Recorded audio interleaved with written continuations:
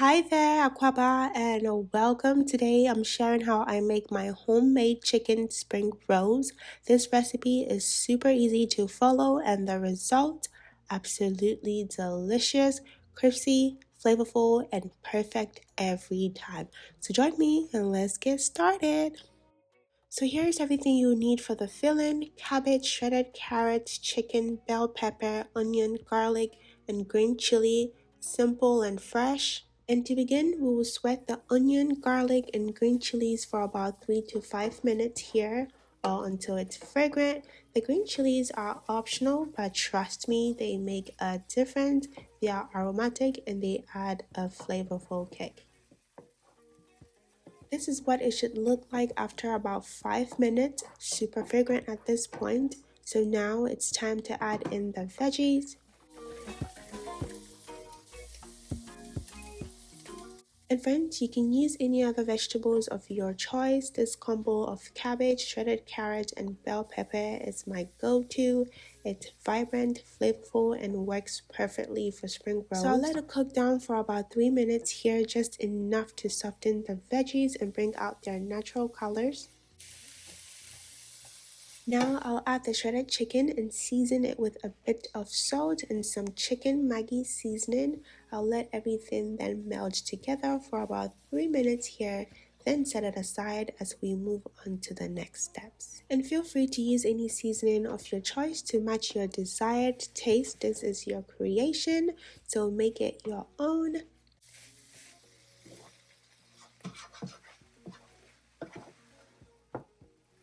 Next, for the spring roll wrap, you will need 2 cups of all-purpose flour, 1.5 teaspoons of salt, and about 2.5 cups of water.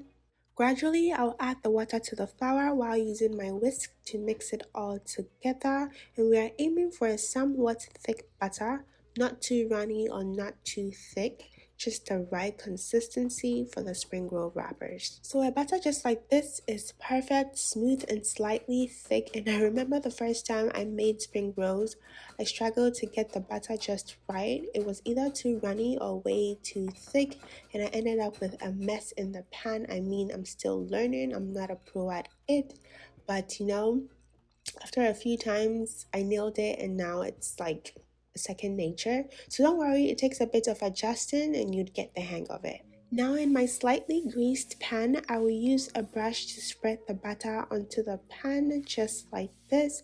And I'll be honest, I still struggle with this part sometimes, but the key is to try and get an even layer of batter. And we are aiming for a wrap that's not too thick or too thin, just a perfect balance to hold the filling nicely. And just to show you one more time, I'll brush the batter onto the pan again. Take your time with this step. It doesn't have to be perfect, just as even as possible for a nice flexible wrap. And if you're a new friend here and you love what you're seeing so far, do your girl a solid and smash on that subscribe button. Give this video a like. I'd truly appreciate it. Thank you so much. And to my returning subscribers, I appreciate you being here. Thank you for the constant support. Next, I will show you how to wrap the spring rolls. It's super simple, so just lay the wrapper flat with the smooth side facing down like this. Add a scoop of the filling near the edge, fold in the sides to secure everything, and then use a bit of the same batter mix as a seal before rolling it tightly. So now let me walk you through it step by step here.